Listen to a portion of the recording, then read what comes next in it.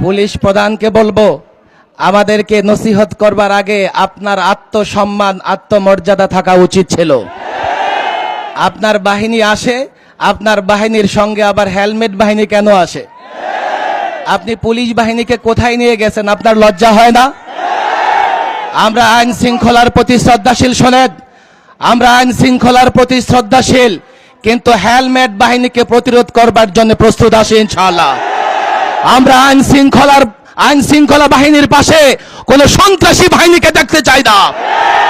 পরিষ্কার বলছি, শুনে রাখো, হেফাজত গণমানুষের কথা বলে, হেফাজত 18 কোটি মানুষের কথা বলে, হেফাজতের বিরোধিতা করবা, হেফাজতের বিরুদ্ধে লিখবা, হেফাজতের বিরুদ্ধে বলবা, 18 কোটি জনগণ তোমাদেরকে পায়ে পিষে ফেলবে। এই আন্দোলন চলছে, দেশ রক্ষার আন্দোলন, ঈমান রক্ষার আন্দোলন।